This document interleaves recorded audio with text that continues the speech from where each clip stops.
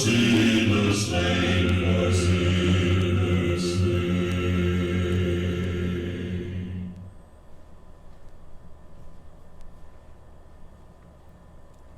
Isang magandang hapon na naman po sa ating lahat mga kapatid. Nandito na naman po tayo sa panibagong episode ng ating programa hinggil po sa pagsasagot ng posisyon ng tayo ng Seventh-day Adventist Church hinggil po sa World War. At ngayon po ay bago po natin talakayin ang episode na ito kung saan atin po makikita kung ano po ang nangyari after the First World War doon sa Adventist sa Europe. Atin po munang hilingin si Brother Peter para po sa panalangin.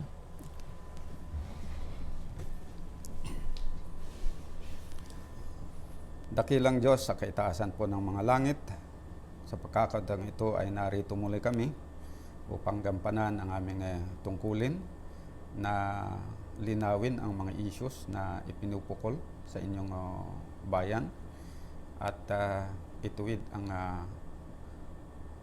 mali na mga pagsasalaysay sa tunay na nangyari sa inyong bayan noong panahon ng First World War. Kaya't hinihiling po namin ang inyong gabay na tulungan nyo kami na muli naming isalaysay ang katotohanan at pawang katotohanan lamang hinggil dito sa tunay na pangyayari kung papaano na ang mga reformador noong panahon ng First World War ay lumabas o na nabuo. Gabayan po ang mga tagapakinig namin sa presentation na ito na nawa po ay maintindihan nila at magkaroon sila ng tama na pangunawa sa tunay ng pangyayari upang sa ganon ay magiging basehan ng kanilang pagtitimbang at nawa ay magkaroon sila ng tamang pagpapasya kung alin ang kanilang papanigan, kung sa masama ba o sa katotohanan. At dinadalangin namin na nawa po ay maging positive ang kanilang magiging pagpapasya na kampihan ang katotohanan na kapag ang inyong mga utos ng pamahalaan o nasa kinauukulan ay lumalabag sa inyong kautusan, ang tamang desisyon na dapat gagawin ng isang tunay na Kristiyano na nagmamahal sa inyo ay sumunod sa inyo kaysa sumunod sa tao. Ito po ang aking dalangin sa pangalan ng Panginoong Jesus. Amen. Amen. Sa atin pong nakaraang episode sa part 3 ay atin pong nilinaw na yung sinabi ni Brother Pastor Brian Tolentino, siya mismo ang nag-define that apostasy is departing from the principles of the church. And there we see na mismo ang American Division and also the General Conference ay pinayagan nila ang American Division na gawin yung pagbabago ng tayo nila. European Division na binago nila yung kanilang tayo hinggil po sa former standard or former principles na kinatatayuan ng Seventh-day Adventist. Ngayon, tell us, Brother Peter, with regards to what is the aftermath of the First World War hinggil doon sa mga believers in European Division. Ang nangyari po doon sa European Division ay talagang gumawa sila ng position na labag doon sa original na position ng church. Kaya titignan po natin at ipapakita natin na yung nagiging position actually nila is something, sabi nga ng ibang mga writers, is a reversal of the old position ng church. Ayan. At yan ay papakita natin po ngayon. Halimbawa, yung position ng General Conference at that time is nabanggit natin sa nakalipas na meron silang ginawa na pagpupulong noong November 1915. At doon sa November 1915 na position nila ay kanilang nilinaw na binigyan nila yung ayon kay Louis Christian na binigyan nila ng lahat na countries around the world liberty to adapt themselves to those particular laws. Nang ibig sabihin noon na kasi pag sinabing adapt, ibig sabihin na conform, na lahat ng mga countries around the world ay dapat mag-conform kung ano man ang batas na umiiral doon sa bansa na kanilang kinalalagyan. With regards to drafting. Oo, when it comes to military issues. Yes. Military. Ngayon, para magkaroon tayo ng idea kung ano yung ibig nilang sabihin doon, pakinggan natin po, i-share natin sa mga kapatid, yung explanation mismo ng presidente. Okay. Si A.G. Daniels noong 1920. Sabi niya, as soon as the war broke out in Europe, we in all America started to study the question in details. So, pinag-aralan talaga nila yon. After we studied the question in detail, we found that it perplexed us very much. It perplexed us very much. Then we took the position, everyone must follow his conscience regarding this question. As long as we don't have any precise limits and rules regarding our position towards authorities, everyone must be allowed liberty to proceed according to his conscience.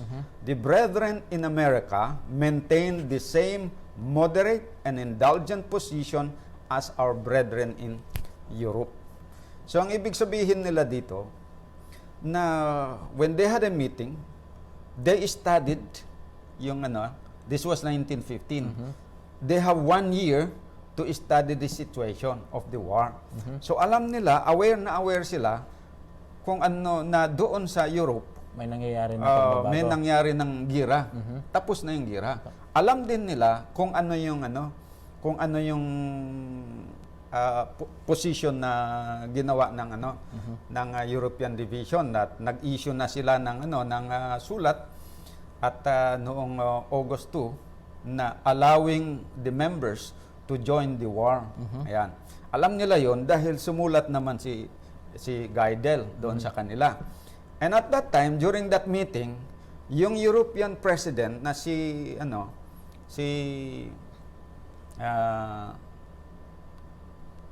Conradi ay present doon sa Amerika. Ibig sabihin, although that was a war crisis, pero nakapunta siya. To attend the meeting. Naka-travel doon sa Amerika at present siya doon sa present siya sa meeting na yon. So shinare niya talaga yung doon. Sinabi niya, contrary doon sa allegation ni Pastor Tolentino, na hindi niya sinabi. Pero sinabi niya talaga yon.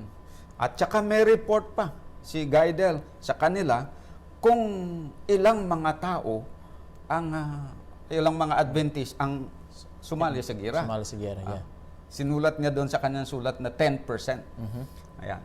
So pinag-aralan na, aware nila yon, at alam nila na mali yon. Contrary doon sa so to accommodate that, ay ito ang ginawa nila na position. Nag-change din sila ng position. Doon sa Europe is combatant ang kanilang position. Dito, ginawa naman nila na mag-conform. Ang tawag doon? Conscientious objectors. Liberty of conscience. Liberty of conscience. Liberty of conscience ang tawag doon. Then we took the position, sabi niya, everyone must follow his conscience regarding this question. So everyone must follow their conscience. So if your conscience tells you to join the war, you join the war. If your conscience tells you not to join the war, don't join the war. Without any na hindi sila papakialaman ng church. Kung ano yung dikta ng konsyensya nila, the church will be out from Tama yun. disciplinary, walang stand ang church with regards to that. Pero it turned out na yung kanilang ito is parang lang ito, cover up lang. In practice, talagang combatant yung kanilang position. Ginawa lang ng ito para ipakita na parang tama yung kanilang ginagawa. Pero in practice, ay mapapakita natin mamaya na hindi nila tinayuan yung batay dito sa Yung liberty of conscience. Yeah. Oo. Yan po ang nangyari doon. Ang ginawa nila sa General Conference level. Ngayon, gusto natin ipakita uli yung position ng European Division na combatant. Nabanggit ko kanina, pero gusto ko na basahin natin. No? Okay. Dito sa circular letter of Elder Gaidel, Secretary of the European Division, dated August 2, 1914, doon sa middle part, kasi short naman itong letter, sabi niya, "We should do our military duties cheerfully whilst we are in service or being called to serve, so that the officers in charge will find us valiant and true soldiers who are ready to die for their homes, for our army, and for our Country. fatherland." So yan po yung position ng European leaders. Yan. So, ang masasabi ko dito, yung ginawa nila na pagbabago, katuparan ng hula, brother.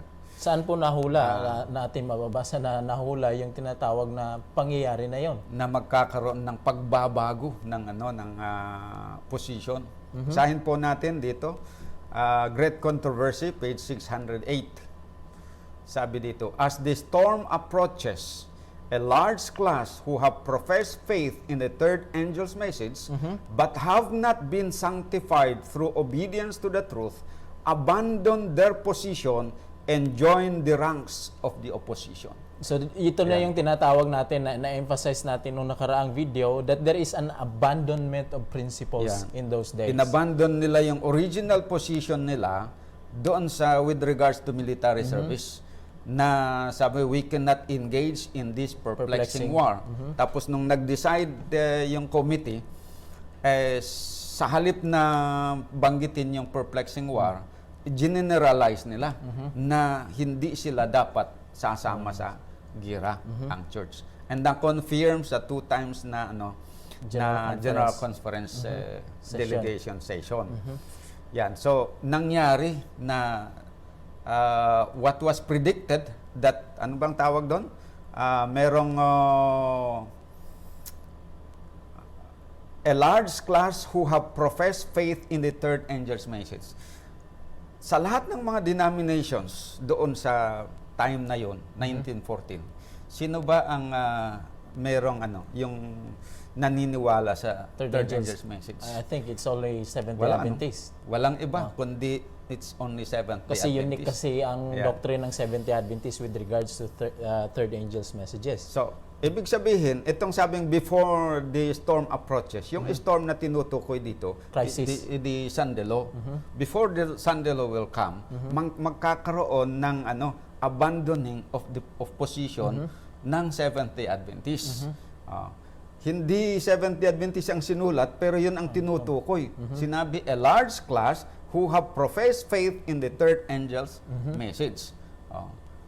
Meron talagang nag-abandon ng position. And then, from non-participation in war, binago na, inabandon nila yon at ginawa nila na participation doon sa Europe, at sa JC level naman is the same pa rin ang tumong participation, pero liberty of conscience ang basis. Ayan. So, yung tinatawag natin na abandonment from the truth, kung saan dinescribe uli ni Pastor Tolentino in his video, and he called it apostasy. That is, was that right, Brother Peter? Yan ang definition niya. Looking at the actual na pangyayari, nagkaroon talaga na apostasy. Kasi they abandoned their true position, which is the right position, and they changed it to a position which is not in harmony with the will of God, Word of God, or with the light original given. one. Yan. Kaya masasabi natin na nahula na eksakto na natupad yung hula ng tawag dito Great Controversy 608. At ito pa, gusto kong i-share sa ating mga listeners na besides yung prophecy na merong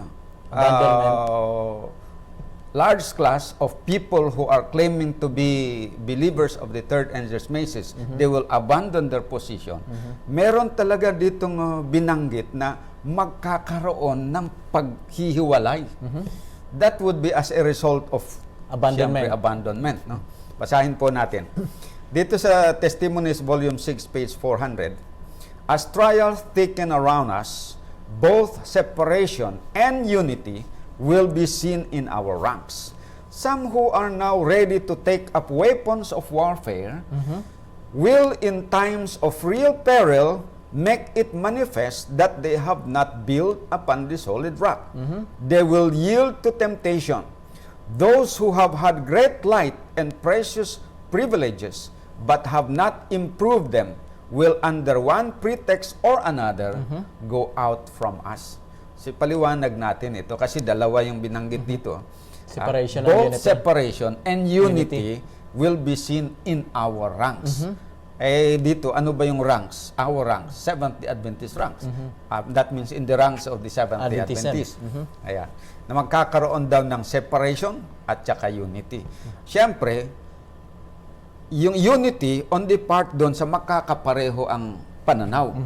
Separation on the part doon sa mga hindi Hindi na- magkakapareho ang pananaw. Kaya sabi ni Amos, Yeah. cannot two walk together if Oo, they be agreed. Tama yun. So, doon sa mga gusto na, sabi dito, Ready? those who are ready to take up weapons of Weapons. warfare, yung mga gusto talaga na sasali sa gira, yan ang magkakaisa sila. Yung mga ayaw, Magkakaisa din. rin. But between these two camps, Merong there will be separation. separation. Yun yung sinasabi dito.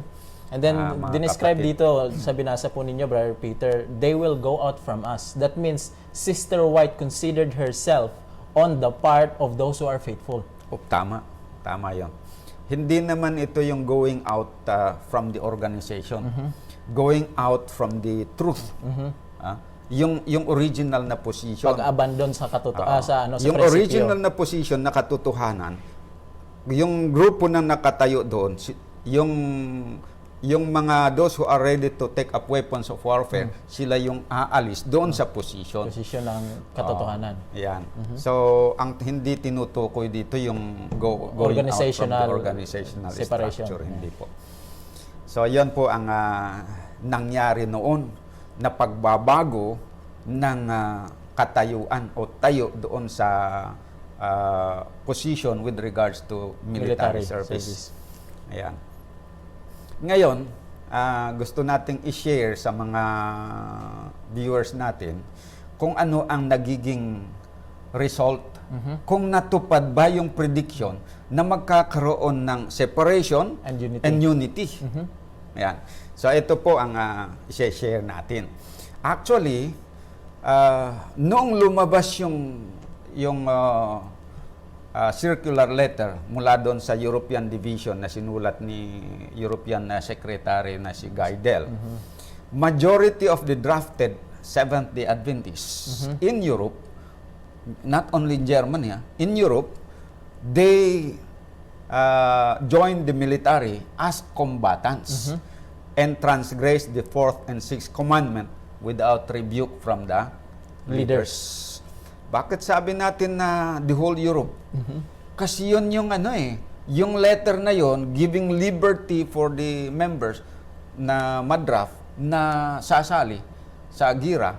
At kahit pa yung hindi madraft, kasi sa Europe, hindi lang naman meron yung tinatawag niya neutral countries na kung saan hindi sila kasing ka-stricto doon sa Germany.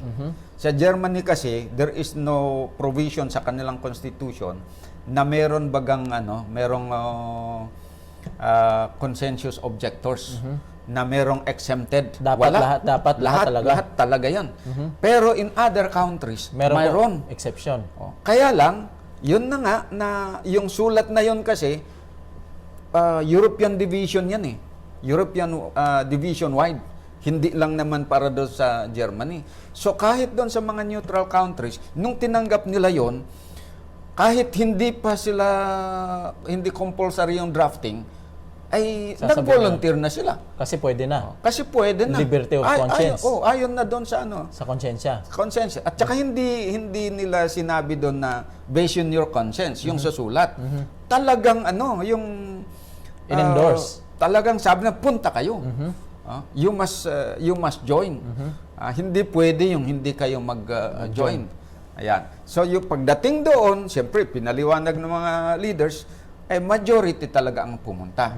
Ngayon, hindi naman natin sinasabi na ito is parang kwentong kutsero lang, no? Ito ay talagang sila din ang nagsabi. Okay, basahin natin, ha? So we will weigh this by evidences Oo, na by makikita evidence. natin. Papakita natin na itong sinasabi natin, hindi nga nagmumula sa atin eh. Kundi sa Nagmumula kanila. sa kanilang dokumento. Kanilang declaration Oo, mismo. okay. Dito, basahin natin yung ano, meron silang sinulat na The History of the Advent Movement in Germany. Ito po ay sinulat ng isang nangangalang Jacob Michael Platt. Ayan. So, doon sa page 256 to 258, ganito po ang mababasa. In August 1914, Conradi stipulated that under the emergency, the German Adventists could perform military service, bear arms, and work on Saturday. This pledge to the German government was a complete reversal of the historic position of the denomination. An overwhelming majority of the members of the church accepted the position of Conradi and Schubert. Ayan.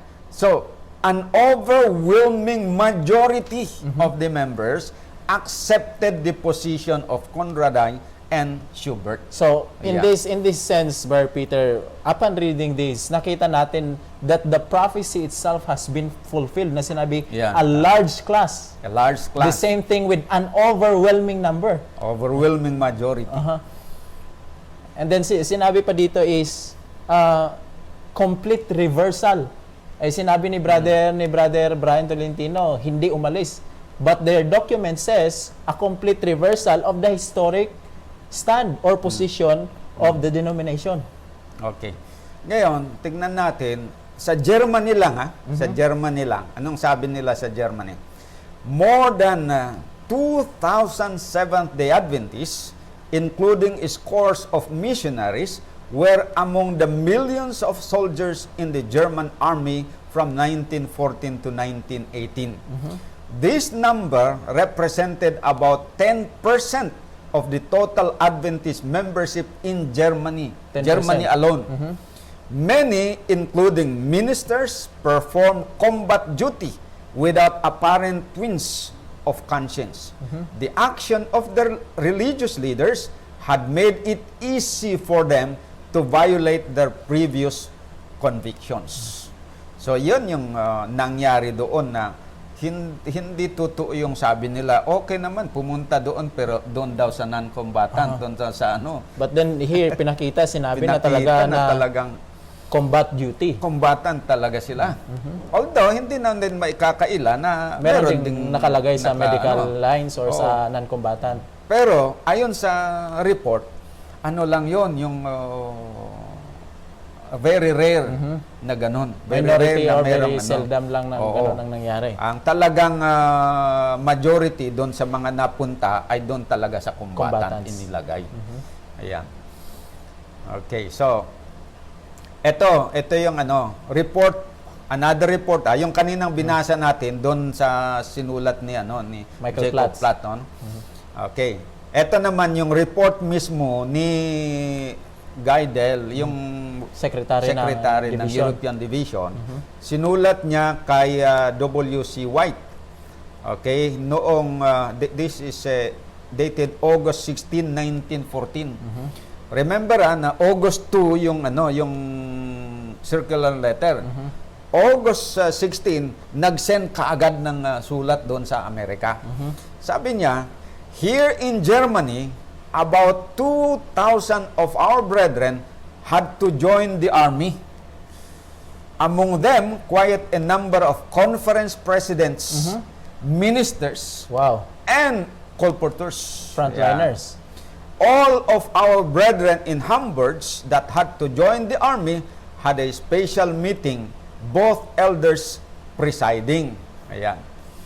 Kaya, kung mabalikan natin yung kanina, yung sabi ni Jacob Platt, the action of the religious leaders had made it easy for them to violate their previous conviction. In other words, yung mga members, prior to the war, merong lumabas na Sabbath school lesson. Doon sa Sabbath school lesson, ay nataon na yung lesson is about War. the law of God.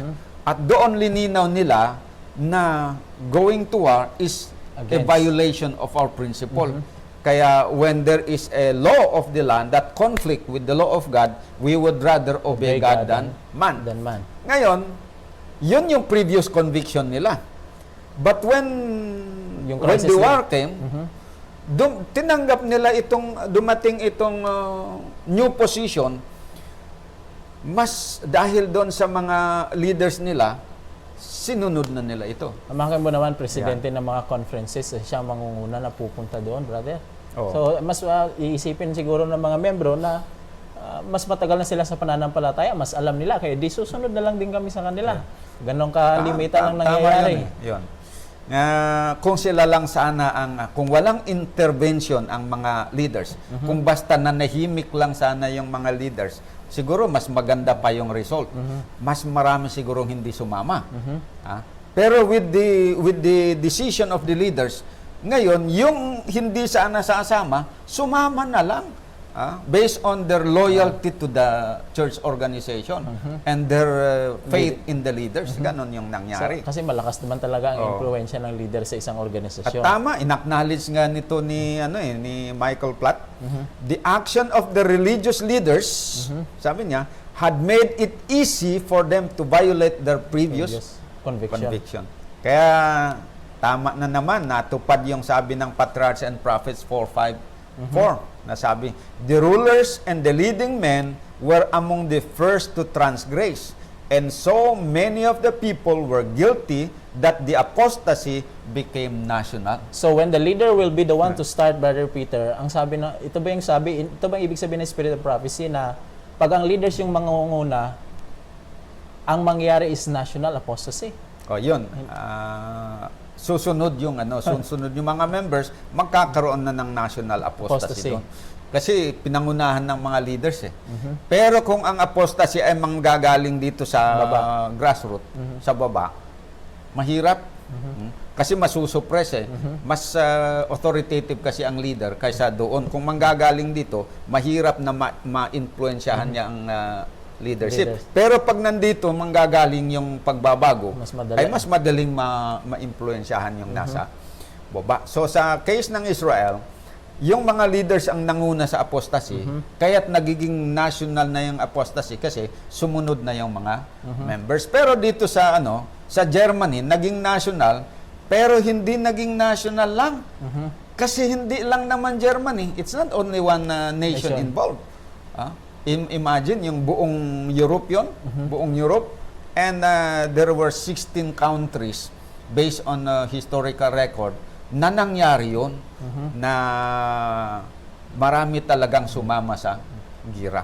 So ano pong nangyari, Brother Peter, doon sa mga they refuse to bear arms? Okay. What happened to those people? Anong nangyari sa kanya? At anong nangyari sa church relationship nila sa Adventism? Okay, unang-una, siyempre kung merong majority, Merong minority. kung majority yung nag-adapt, big sabihin may minority na hindi nag-adapt doon sa hindi sumunod. So actually, yung minority of the drafted SDAs, they refused to join the military. Therefore, they were put to prison, ganyan, and some of them were killed. Wow. Okay. So basahin natin yung historical account. Dito pa rin sa The History of the Advent Movement in Germany, page 274 at saka 258. Okay. There were no members of the Seventh-day Adventist Church who refused induction into the army on grounds of conscience.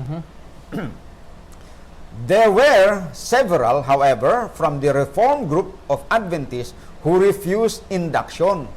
And in some cases, they went into hiding to escape army service. Most of them were apprehended and court-martialed. Wow. Ito yung minority. About 2% of the membership condemned Conrad's stand and refused to abide by it.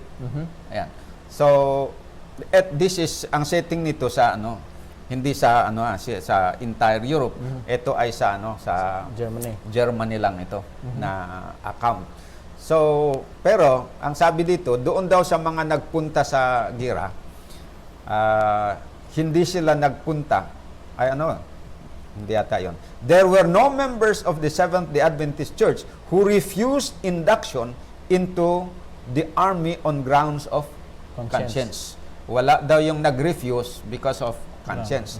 Doon sa mga Adventists, referring to those majority, ang nag-refuse lang yung minority. Kaya sabi niya, there were several, however, from the Reform group of Adventists. Ang tawag nila dito, Reform group of Adventists. Reform. Actually, they were reformers inside nung araw eh. They were reformers inside the Adventist Church. Reform-minded na sila kasi previous to the war, talagang sila, reform-minded. Previous to bago pa yung war, ay meron na talaga yung ang concept na talaga sila, pwedeng sumali sa gira. Although yung position ng church hindi dapat sumali, pero sa kanilang individual mind, ay kumbinsido na sila na dapat pwedeng sumali sa gira. At isa na itong yung mga leaders. Remember yung previous na episode natin, binasa natin, na yung position daw, silang nagsabi hindi tayo. Sabi ni Conrad ay, this position that we are telling you have been taken years ago. Sabi, several years ago na. Ayan. So, before the war, nagbago na yung isip nila. So, when the crisis came, na lang. Sinunod na lang nila yung conviction nila. Pero meron yung mga reform insiders. Pagdating ngayon ng crisis, sila yung nanindigan. Yan. Ang nangyari doon. And then,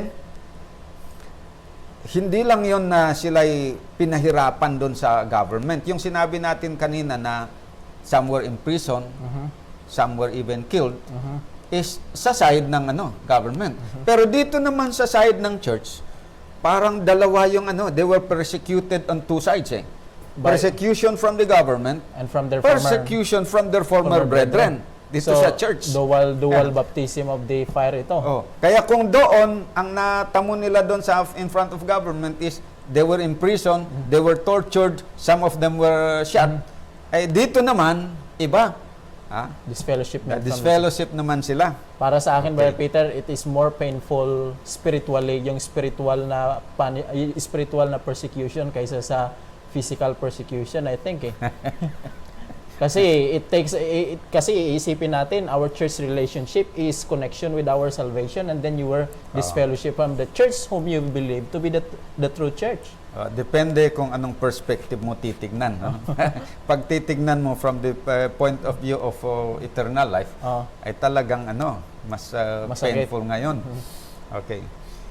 Dito pa rin, page 258 ng The History of the Advent Movement in Germany. About 2% of the membership condemned Conrad's stand and refused to abide by it. Their persistent refusal resulted in dismissal from the membership of the church and the development of an opposing movement. So, let's pause for a moment, Brother Peter. Ang bato last time is tayo ang umalis. Yan. The Reform movement left the church. Ayun, ang lagi nilang sinasabi. But on what we read here, we are not yung katotohanan na mabasa natin according to their own article. Hindi tayo umalis. Tayo ang pinaalis. Tama po. Kasi sabi dito, their persistent refusal to what? refusal to abide with the new doctrine that they are promoting, which is contrary to the Old law of principles. God. The refusal resulted in dismissal from the membership of the church. And because of this dismissal, na-develop ngayon yung tinatawag na opposing movement. Kasi nga, yung mga yung sang-ayon doon sa old na doctrine, sila ngayon yung pinaalis. Yung sumang-ayon dito sa new doctrine, sila yung nanatili. Wow. So itong mga sumang-ayon sa paglabag, sila yung nanatili sa church. Yung sumusunod sa original doctrine, sila yung tinanggal. So nagkaroon ngayon ng opposing movement. At ito ngayon na mga lumalabag, na pumayag sa paglabag at na tumatayo dito sa new position, na combatant position, ang accusation nila doon sa sa tiniwalag nila, opposition. But it's quite interesting. Opposition movement. Yeah. It's quite interesting, Brother Peter, doon sa letter ni Guy Dale. And they say that they have a liberty of conscience. So liberty of conscience is to choose what you want during that crisis. Now, it seems like sa panahon na ito, when they disfellowship those group of people, 2%, I think the liberty of conscience is not practiced out there. O, yung liberty of conscience kasi ay yung sa General Conference na point of view. Pero sa kanila, sa Germany, they went beyond liberty of conscience. Nag-issue sila ng liberty to transgress. Liberty to join the army. Now, what I mean is, yung yung kasi liberty of conscience, hahayaan tayo. Oo. So, they choose na, yung mga ayaw sumali, they choose na hindi sumali. So, sana, pinanatili sila sa church, kasali yun ang hindi sumunod sa prinsipyo, kasi hindi dapat sila disfellowship, kasi hindi liberty of conscience yun eh. Liberty of conscience kasi, hayaan mo kung ano yung gagawin ng tao. So, kung titingnan natin from the point of view of the General Conference, etong mga opposition, hindi sila dapat na hindi sila dapat na ma-disfellowship. Kasi Bakit? liberty of conscience nga. Kasi nga, sabi ng doctrine ng liberty of conscience, each is to follow their own conscience with this matter. So, ibig sabihin, if you chose to go, you take responsibility for your action. Responsible ka doon. So, kung pupunta ka. Kung ayaw mo, you take responsibility yun. Pero dito, hindi na eh. I think this is now no longer liberty of conscience. Can we call Dictatorship na itong nangyari. So tyrannical talaga 'yon. Decision ng church. Hindi na liberty of conscience ang pinairal.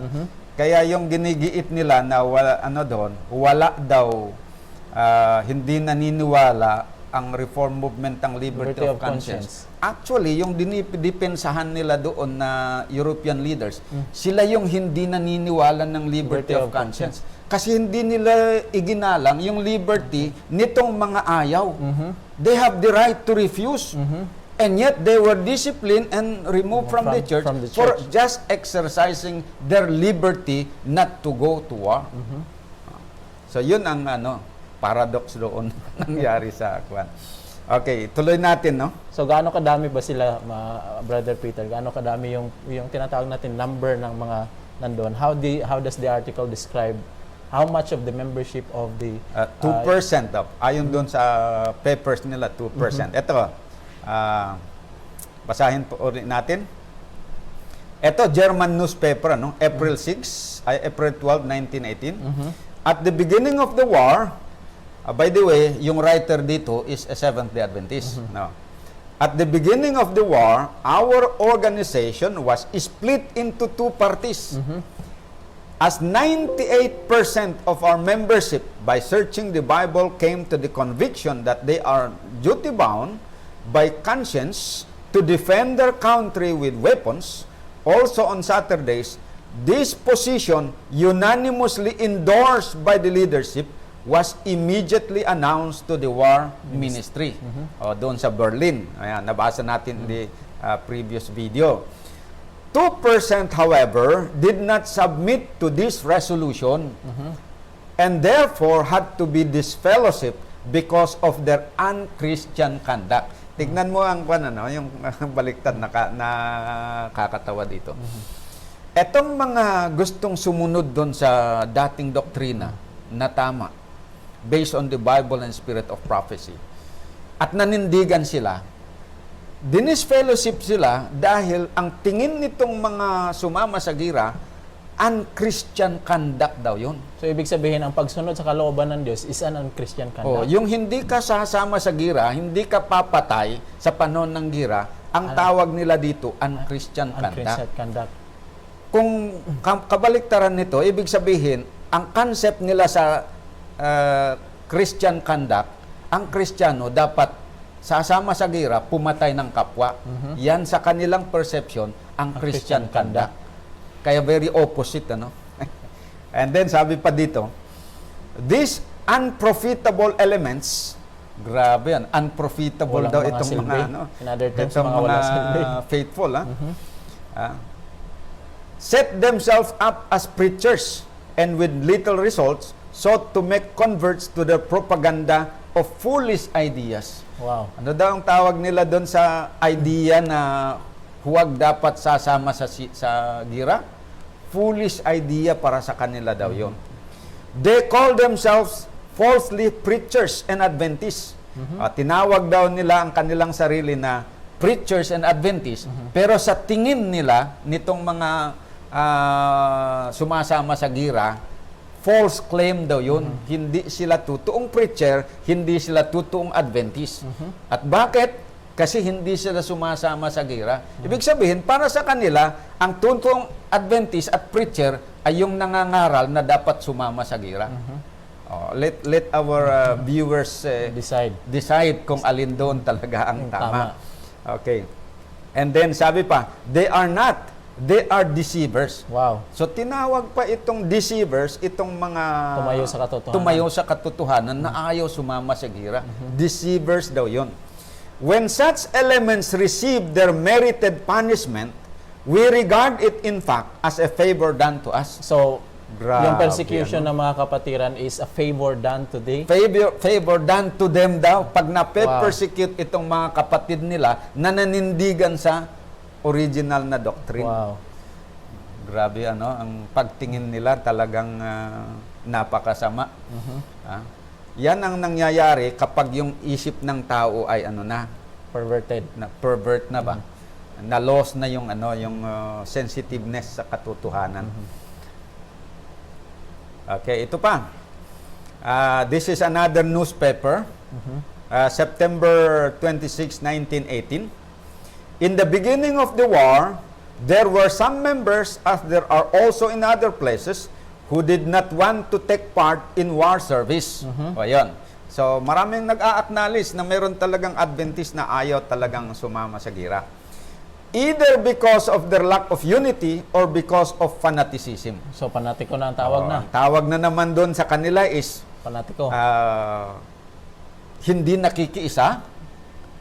Kasi hindi nga nakikiisa doon sa decision ng leaders. At saka fanaticism. Wow. Kaya para sa kanila na naman, pag hindi ka sumama doon sa gira, nanindigan ka na bawal ang gira, sa kanila fanaticism yun. Kaya kung itong mga leaders na ito ay nabubuhay sila sa panahon ni na Sister White, yung liwanag na binigay ng Diyos na huwag sasama sa gira, sa kanilang mentality, that is fanatic idea. So lumalabas na sa kanilang pronouncement, God is fanatic. Wow. Kasi ang God, ang nagsabi sa mga Adventist noon, huwag kayong sasama sa gira. Ngayon, itong mga sumunod dito sa ganito na patakaran na ibinigay ng Diyos, sila ay tinawag na fanatic. And they lack unity. Ayaw nilang makiisa sa kanilang mga leaders. Well, 'di ba, meron tayong merong binigay ang Panginoon na kailan ba tayo makikiisa sa mga leaders at kailan tayo hindi dapat makiisa. Kapag ang mga leaders in the world, in the government or in the church ay nagbigay ng utos laban sa utos ng Diyos, hindi tayo makikiisa. Hindi tayo talaga makikiisa sa kanila. Doon tayo we should obey God rather than man. Yun po yung tama na prinsipyo. Pero pag tinayuan mo yan, yung tamang prinsipyo na yon, etong mga ayaw sa katotohanan, tatawagin ka na Panatiko. panatiko. Yan. And then, sabi dito, they started to spread around their ideas in the congregation by word and by writing. Ibig sabihin, itong mga tinatawag nilang panatiko, yung ayaw sa gira, ginagampanan nila yung tungkulin nila na babalaan yung kanilang kasamahan. By writing And by word. and by verbal. Yan. They were exhorted. Exhorted means they were warned by the church. Yung church na, by the leaders of the church na nagbago na yung doktrina. But because of their obstinacy, they had to be put out Wow. or disfellowship. Yung ginamit kanina is disfellowship, dismissal, ngayon naman put out of the church. For they became a threatening to internal and external peace. Yan ang reason nila. So, dito, ang mga actual dito na historical documentation, ito ang magpapasinungaling doon sa sinasabi ni Pastor Tolentino na yung mga Adventist reformers daw nung araw ay natiwalag not because of the issue of the military service na ayaw nilang sasama sa gira. Hindi daw yun. Kundi, tiniwalag sila because of rebellion. Oh. Ang rebellion daw. Nagrebelde daw kasi sila. So I think in such a way, parang rebellion kung titingnan doon sa decision ng mga leaders in which is hindi naman tama. But then kung titingnan natin, that is abiding in the principles that was given by God through the pioneers in Pero those times. titignan natin na yung hindi nila pagsunod doon, they may consider it rebellion because they are refusing to abide with the authority of the church officer, no? Tinuring nila ngayon na rebellion 'yon. Pero yung cause kung bakit sila hindi sumunod is because of the principle na dating prinsipyo na gusto nilang tayuan na hindi dapat sasama sa gira ang bayan ng Diyos. So hindi mo pwedeng ihiwalay yon yung issue ng kanilang pagka-disfellowship kung na hindi mo i-base doon sa kanilang paniniwala. Kasi kung wala sana yung paniniwala na yon nila, there is no reason for them not to abide with the decision of the leaders. But it is because of their belief that Adventists should not go to war according to the established principle of the church. It was because of that na hindi na sila gusto na mag-abide doon sa authority ng apostate leaders. Kasi apostate leaders na ang tingin nila. Bakit apostate leaders? Kasi nga, tinalikuran nila yung tamang doktrina. Yan. So, tell us about the experience of those disfellowship members. Ngayon, may issue. Linawin ko ito tungkol sa binanggit mo. May issue na ganun na nga, na parang itong mga rebelde ang dinisfellowship. Ngayon, gusto kong ipapakita dito sa ating mga viewers na hindi lang itong mga lalaki na hindi pumunta doon sa sa gira, kahit mga babae at saka yung matatanda na wala naman kinalaman doon sa pagpunta kasi exempted nga sila But because of their idea na naniwala lang sila doon sa old na doctrine, yan ang naging dahilan na sila tinanggap. Tinanggal din. Ayan, tinanggal din. Eto, magbasa tayo ng halimbawa. Dito sa isang aklat na sinulat ni Alfredo Carlos Sass, ang pangalan ng aklat is History of the Seventh-day Adventist Reform Movement and the IMS. Sa page 13, ganito ang sabi niya. My father accepted the Adventist faith in 1912. Yan. Before the war yun, 2 years before the war broke 2 years before the war. Pero ito ay hindi sila sa Germany. Sa Hungary ito. In Hungary. And was baptized in the Seventh-day Adventist Church on February 13, 1913. He received the circular letter of the European Division requesting all young men in military age to enlist in the war service. Ayan. Tama naman yun. he had been indoctrinated about the importance of keeping the commandments of God, especially from the Sabbath school lessons. Now he was in a dilemma. Should he do war service or not? He wanted to be loyal to the church, so he, as an Adventist, decided to enter the war service. Ayan. So, dahil gusto niyang maging loyal sa church, so pumunta Pumunta sa gera. sa gira. Okay, kasi yun ang sabi doon sa circle letter eh. So, pumunta. Ibig sabihin, nag-volunteer siya. Kasi hindi naman yung Hungary, hindi naman kagaya ng Germany. Okay. Sa kanila doon, volunteer. Okay. On many occasions, he told us that his work there was to take the food from the kitchen to the soldiers in the trenches. So, yung trabaho niya, Hindi siya- barangal, ano? hindi siya kumbatan. Hindi naman kumbatan. He became physically sick, and the officer sent him home for treatment. Yeah. While he was under treatment, the elder of the church convinced him that a Seventh-day Adventist must not take part in war. Yung Okay. church Yung elder nila. church elder nila. What a very good church elder. Very good yung church elder nila. Okay. So, isa rin pala siya na hindi sumang-ayon doon sa prinsipyo ng mga leaders at that mga time. leaders. Okay. He accepted the counsel and did not return to the army. For that reason, he was disfellowship from the church. Oh, tignan mo It's quite interesting doon For sa that reason lang na ayaw niyang bumalik sa serbisyo kasi nga na-convince siya na Hindi ang din. Seventh-day Adventist hindi dapat sasama sa gira. Dinis fellowship siya. So it's quite interesting doon sa past study natin doon sa episode number 2 na sa Battle Creek, Dinis Fellowship yung pumunta sa army. Oo.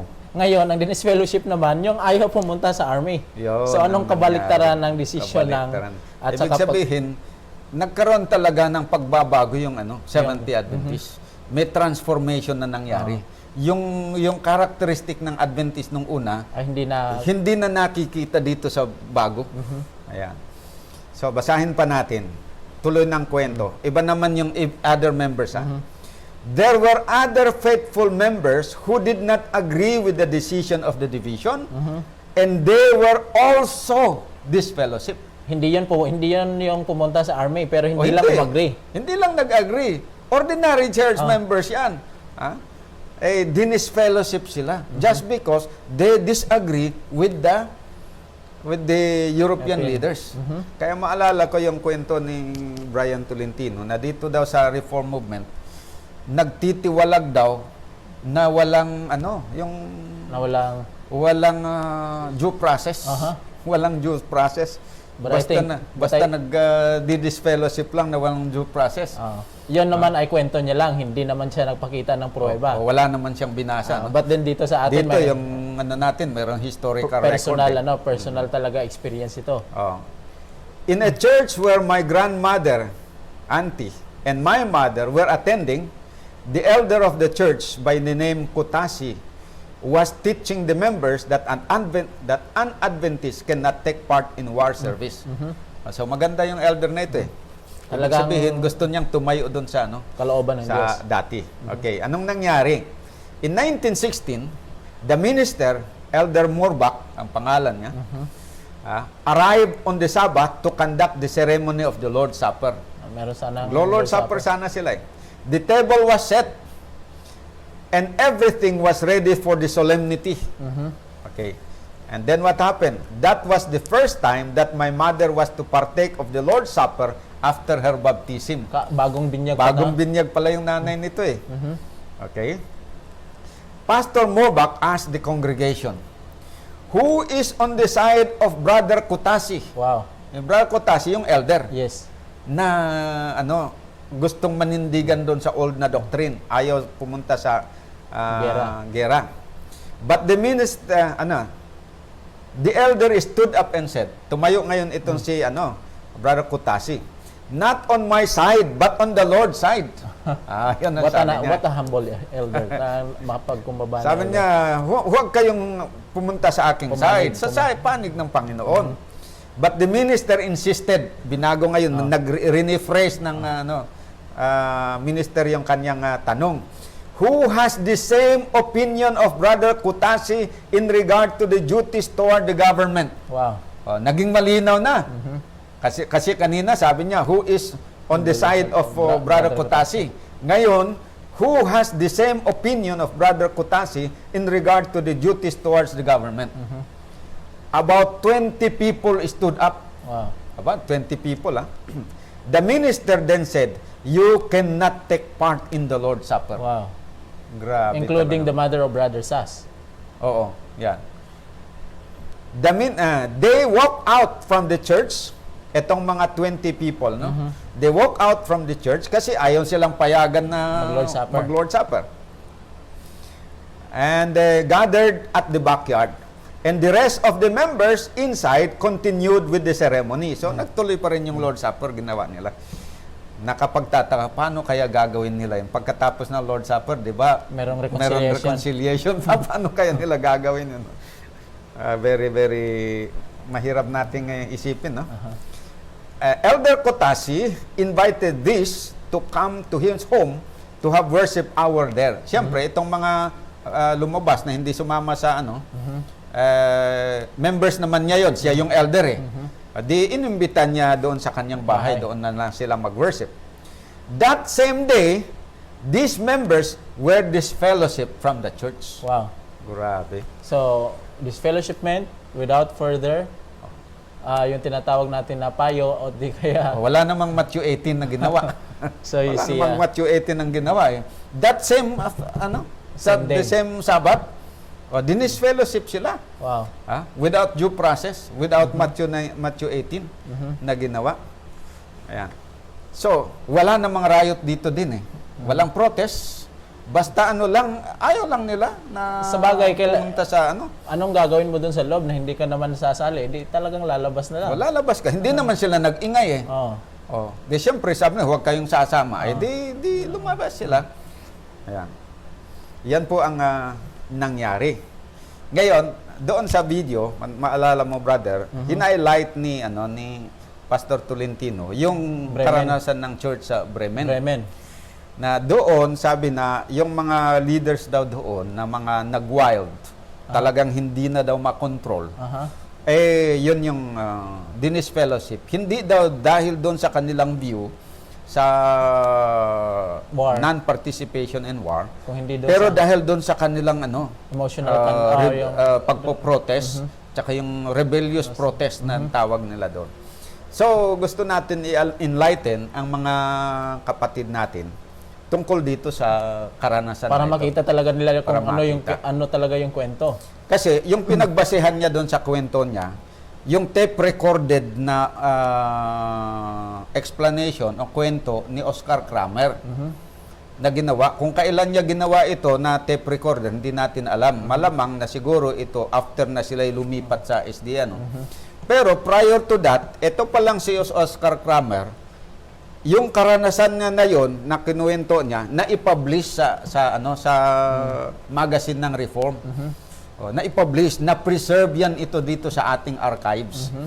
Kaya ngayon, batay doon sa article na na-i-publish sa ating magazine, doon kinuha ngayon ng ating historian at in-incorporate nga dito sa ating Sa ating libro. Meron tayong libro diyan. Siguro papakita natin yung aklat sa mga kapatid mamaya. Ngayon, doon sa page 179 to 181, kinuwento ngayon doon yung experience doon sa sa Bremen. Sige. Ganito, basahin natin. History of the SDA Reform Movement, 179 to 181. The Adventist Church in Bremen had a fine young elder, a local elder, by the name Wilhelm Richter. But he was not present on the Sabbath after the mobilization. He had withdrawn himself after receiving a draft order to join the German armed forces. Na-draft pala ito siya, pero hindi siya sumama. Nagtago, sabihin natin. Anyone joining the army could not possibly keep the commandment of God.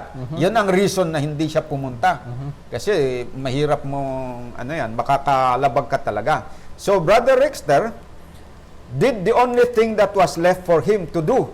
He fled overnight. Wow. Yan. Tuloy natin.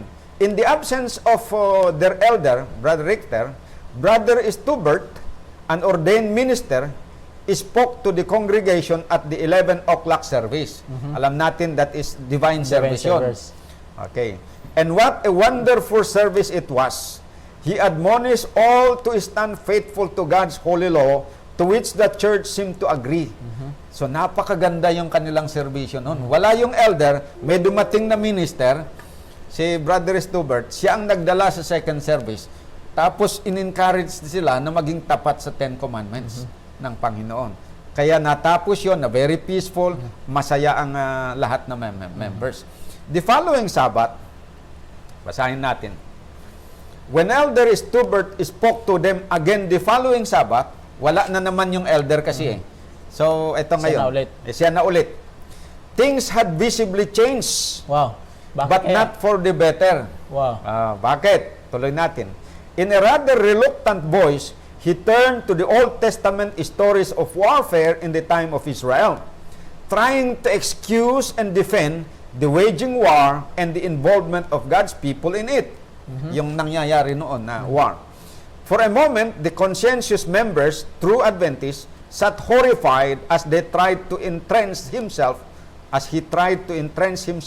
behind the text, "Submit yourselves to every ordinance of man, and let every soul be subject unto the higher powers." Wow. So, yun yung mga quotation niya doon sa sa Romans 13 at saka sa 1 Peter na para ipaliwanag nila, na kumbinsihin nila na dapat ngayong sa war na ito, sasama tayo. Ngayon, nagtaka sila kasi previously, nung Sabat na nakalipas, ang ganda ng sermon niya. Tamang-tama. Sundin ang kautusan. Susunod ang kautosan ng Panginoon. Pero within this week, just 6 days na Later. natapos, nabago yung isip niya. Yun pala, natanggap din niya yung Sulat. yung sulat. Tapos, na-convince siya ngayon doon sa position ng mga leaders. Nakala niya yon yung tama. Yan, so tuloy natin. There were nevertheless enough earnest and stout-hearted believers in that meeting who dared to vindicate the honor of God. So, habang pinapaliwanag niya na kabaliktaran na yung sinasabi niya ngayon kaysa yung sinabi niya nung previous Sabbath, ganito ang nangyari. Etong mga, sabihin natin, die-hard. Sabi dito kasi, stout-hearted believers doon sa old na doctrine. Sabi na, they promptly rose to their feet, protesting aloud against such perversion of truth. O, siyempre naman, kung nandun ka pagkatapos, yun ang alam mo. For the first time ay merong isang ministro na magkokontrahin niya yung dati na doktrina. Abay, nag-protest sila. Ayan. But they were then, nag-protest sila against such perversion of truth. But they were then informed that this new stand was not taken by the minister alone. It was now the position of the entire German Union. Wow. O di nagpaliwanag itong tao na hindi naman lang ako, ito ang position ngayon ng union. To this effect, the leaders had sent word to the German government on August 4, 1914. There was much confusion at that meeting. The service was completely disrupted and the church was virtually divided between two opposing opinions. Nahati uli. Nahati sila in terms of opinion, Pero siyempre, mix pa rin yan sila doon. Kaya lang, in terms of opinion, nahati ang opinion. Kasi meron na yung pumanig doon sa sa new position, meron yung pumanig sa old na position. So, makikita natin na talagang may pagbabago sa position o doctrine ng SDA Church. Kasi kung walang pagbabago, there could be no division, di ba? There is no reason for division. Kung siya pa rin. The fact na talagang nahati sila, that is because talagang bago na yung position ng church. Nagbago na talaga, tumalikod na. Pagsabihin natin pagtalikod, kasi hindi na nanatili dito sa dati. Ayan. Tuloy natin. So, na-disrupt yun. Ito yung sinasabi nilang nag-wild sila daw. Pero hindi naman yung protest na kagaya ng street protest na Nang babato. nagsisigawan, nagbabatuhan pa, nagsasabunutan, wala. Ito ay lang yung expression of their disagreement. O di siyempre, sabi na, bakit ganyan ang sinasabi mo? Pastor, di ba ang doktrina natin ganito? Ayan. So ang nangyari, nagiging exchange of Ideas. reasoning na. So hindi na naging maganda yung kalalabasan ng ng second service. So nag-close sila na hindi maganda ang feeling ng mga members sa isa't isa. Divided na talaga sila. And then siyempre, pagtapos ng Sabat na yon, nagsiuwian na sila. And then after rather an excited week, after an excited week, kasi after ng 1 week, nag-gather uli sila sa church. Third Sabbath na ito. Third Sabbath na ito. They gathered again for the next Sabbath meeting. This time, because of the threatening circumstances, the field president appeared. Dalawang ministro Ito na yung nandun. kinuwento ni Brian Tolentino na nag-intervene na ang field. Mangyari, yung minister na ito is nag-report siya doon sa field. So pumunta ngayon yung field president. And then he reiterated the new standpoint of the leadership very forcefully and condemned the position of the few protesting brethren as the rebellion of Korah. Ayun. So nung nagturo na siya doon, is talagang sinikap niya talaga na kumbinsihin ang mga tao na ang lahat na sumunod dito sa bago na posisyon. Ngayon, etong mga ayaw sumunod, ihinalin tulad niya yung hindi nila pagsunod doon sa rebellion ni Korah. Ayan. Na para bang yung Korah, they are rebelling against the authority of Moses. So ito ngayon na mga faithful doon sa old na doctrine, they are rebelling against the authority of the division and the union. Yun ang nangyari doon. Which you may call that in reality, that is rebellion against their authority. Pero that is justified. Bakit? Kasi yung kanilang naging batas ay kontra na doon sa doktrina ng Panginoon. Kaya't ano ba yung itong mga faithful na ito, they were just acting according to the teaching of the Adventist Church. Na yung original teaching. We are to obey the government and even church authorities only as far as they are in harmony with the law of God. Pag in conflict na, When they come in conflict with the law of God, we would rather obey God than man. So, talagang we will always be accused of rebellion. Talaga yun. Because of this position. Ayan. So, they were accused of rebellion. So, may point din si Brian na sinasabi nila na they were this fellowship because of rebellion. The fact na they are not submitting themselves to the authority of the higher office of the church. But they are submitting rather to the authority of God rather than man. Okay, so yun yung nangyari. Pero hindi mo maihihiwalay ito yung kanilang disobedience doon sa issue ng non-military. Kasi yun ang dahilan kung bakit hindi sila sumunod, naging rebellion sila doon sa authority ng church because of their faithfulness to the original teaching not to go to war. Yun naman ang pinakabasehan. And for that reason, they were condemned. Pero kung hiwala yun, there is no rebellion na issue. Ayan ang nangyari. So, anong nangyari nung Sabat na yon?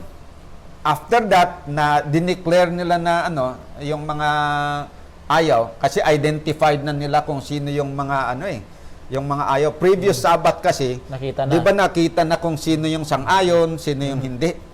Nung dumating yung leader ng field, meron na kaagad siyang listahan kung sino yung pangalan ng mga tao na ayaw sumunod doon sa new position. Kaya sabi dito, and then a shameful thing happened. The president took a slip. Took a slip from his coat pocket and read off a list of names. Kumuha sa kanyang packet ng papel, may binasang mga pangalan, listahan So, ng may mga lista na pangalan. pala daan. Oo, nakalista na. Okay. Sabi niya, Elder Richter and Sister Kramer were included. So, doon sa listahan, maraming pangalan yan. Nakasama daw yung pangalan nung itong si Richter, yung elder na wala. Wala doon yung elder, ha? Kasi nga, tumakas doon sa, sa pulis.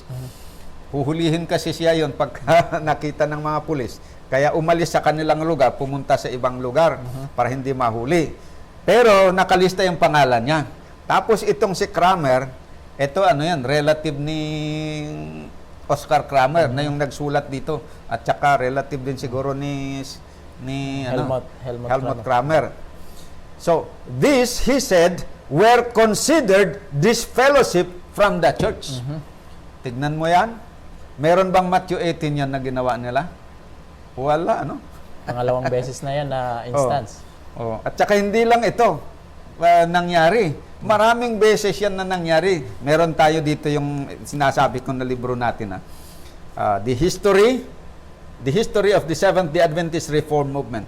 Nandito po yung mga karanasan ng mga tao sa Germany na na-disfellowship, mga karanasan ng mga yung mga nasa iba't ibang countries, sa Hungary, sa Romania, sa Bulgaria, sa Estonia, nandito po yan. Kaya makapal, tingnan nyo.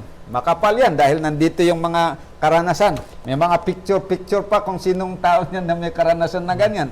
Kaya meron tayong mga na-preserve natin yung history ng ating mga tao. Kaya kung sasabihin nila na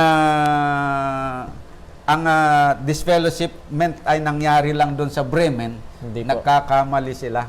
Dahil meron po tayong record doon sa mga iba't ibang churches na kung saan nangyari yung disfellowshipment. Sa buong Europe po yan. Not only in Germany. Ayan po. At sabi dito, at this point, nung nag-announce na disfellowship na daw itong ilang tao, na disfellowship kasama itong dalawa, si Sister Kramer at saka si Elder Richter. At this point, there was much crying and heart-rending anguish. Nag-iyakan yung mga tao kasi hindi nila ba inaasahan na dahil sa kanilang pagtatapat ay sila tatanggalin sa iglesia? Nako. So, all protesting was in vain. Prayer meetings followed which lasted all night through. Grabe, nag-prayer meeting itong mga nagsipag-disfellowship. Tapos talagang nanalangin sila sa Panginoon. Talagang ibinuhos nila ang kanilang damdamin sa Panginoon. So, yun po yung nangyari doon sa Bremen. And then, after the following Sabbath, nagsimba pa rin sila. Tuloy natin. The disfellowship ones kept on attending the church services regularly even after they were disfellowship. Wala man silang pupuntahan. Attend pa din doon. Attend pa rin. Kasi basta faithful sila. Sabbath after Sabbath and ignored the command to stay away. Sabi nila, wala na kayo, hindi na kayo membro, pero dating pa rin sila. Tinataboy pala sila. Their tithes and offerings were still faithfully sent to the Hamburg's office. Nagpapadala pa rin sila ng kanilang tithes and offerings. Pero, katagalan, soon they heard that in nearly all churches in Germany, scores were disfellowship for the same reason. Nagkakabalitaan kasi habang tumatagal na, nababalitaan na nila na hindi lang kayo dito ang may nakaranas na ganyan. Lahat dito sa buong Germany, lahat ng local churches, merong mga yan, may mga na disfellowship. Tapos meron pa yung entire church dinisolve nila. Kasi majority yun Mababasan nyo dito yung karanasan. Yung may isang church na dinisolve talaga. Ayan. Tapos yung kakaunti, kasi majority, di ba ang rule ng dissolution is pag majority yung yung hindi sumusunod sa yun ang time na ma-dissolve. Dinisolve. Tapos yung minority na payag sa kanila, sila yung reorganize. Ayan. So, yun po ang nangyari. Na-disfellowship sila despite the fact nagpo-protest. Okay. The church at Koblenz was completely turned out. Elder and all for opposing the new position of the church. Completely itong sa church sa Koblenz ay talagang lahat. Entire church talaga na Fellowship, ano yan. disbanded ang church. Na-disband yung church. Ano ang reason? For opposing the position of the leaders. Wow. Yung apostate position nila. Inopose nila yon. Yun ang rason kung bakit sila ay natiwalag. Ayan. Then the faithful few heard that the same thing had occurred in Austria. Tingnan natin, ha? So, hindi lang sa Hungary. Nung tumagal, nalaman nila na kahit sa Austria, Hungary, Bulgaria, and in Romania, and Russia, and in other places, ang dami palang mga na-disfellowship. Hundreds had been disconnected there also for no other reason than the protest against open violation of the law of God. Even in neutral countries, a number of members were taken off the church records for sympathizing with the faithful few. Kaya yan po ang nangyari. And then turn out, doon sa survey after the war, nalaman na hindi lang pala sa 5 country, 10 country, pero doon sa statistics, ito, nangyari pala ito sa 16 countries in Europe. Austria, Bulgaria, Czechoslovakia, Denmark, Estonia, France, Germany, Great Britain, Holland, Hungary, Poland, Romania, Russia, Sweden, Switzerland, and Yugoslavia.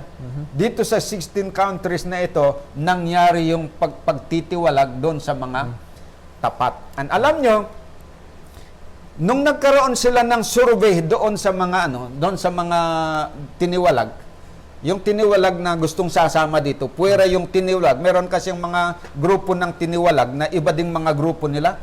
Iba din yung mga panatiko din yun.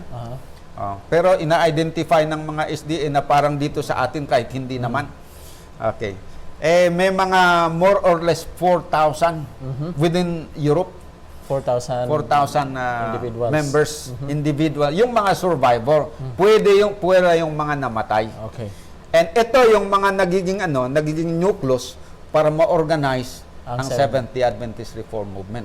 So nung na-organize ang Seventh-day Adventist Reform Movement noong 1925, about 4,500 members ang doon. Very close doon sa nung na-organize ang Seventh-day Adventist Church noong 1863, mga 3,500 members yan. Halos pare-pareho Halos lang parehas ang statistics. lang. Statistics. So upon looking all these evidences, Brother Peter, now we can see that pinakita natin ang buong anggulo ng elepante. Hindi lang po ang buntot. Oo. And dear viewers, you already saw the evidences that we put in. You can search it for yourself to see if it's true or not. But the only thing we could show you is the truth. And upon looking upon all these evidences, I hope you will be convinced that it is not the Seventh-day Adventist Reform Movement who left the principles in those times, but the Seventh-day Adventist Church. And upon ang nangyari dito is hindi po ang SDARM ang umalis, but they were disfellowship from their beloved church simply because they wanted to obey God. And I hope you will see the true evidence, you will see the true light, and for yourself decide to which church are you going, to the one who will defend the truth or the one who will change the truth into a lie. At bahala na rin kayong mga kapatid kung ituturing nyo ba na talagang panatiko o rebellion itong mga reform. Panatiko ba talaga yung pagtatayo nila na huwag silang sasama sa gira? Pagtayo nila sa old na doctrine, panatiko ba yun? O rebellion ba na unjustified ba yung yung kanilang ginawa na hindi sumunod doon sa authority ng mga leaders na nagtuturo ng paglabag? Ay, nasa inyo na po yun kung alin ang paniniwalaan nyo dyan. I remember again, I will repeat it again, sinabi mismo ni Brother Brian Tolentino, apostasy is departing from the principle. Tama. Now you see the evidence, you decide who departs from the principle. May the Lord bless us and keep us. Enlighten our minds and our hearts so that we may know what is the truth and where is our feet standing, on the eternal truth or on the sinking sand of lies. May the Lord bless us and keep us. But before we are close, we are inviting you for a prayer.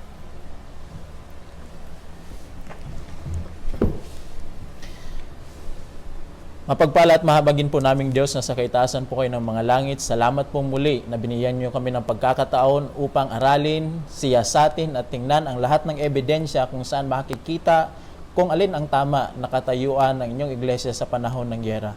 Tulungan po ang aming mga tagapanood at mga tagapakinig na kanila pong malaman ang katotohanan at sila po ang pumili kung saan sila sa katotohanan o sa mali. Ngunit po amin pong hinihiling na inyo pong hipuin ang kanilang mga puso. Ito po'y palambutin sa pamamagitan ng dugo ni Kristo na ibinuhos doon sa krus upang sila po ay makasunod sa inyong kalooban. Patawarin po kami kung saan kami nagkamali at nagkasala. Ito pong samot hiling namin sa pangalan ni Jesus namin tagapagligtas. Amen. Amen.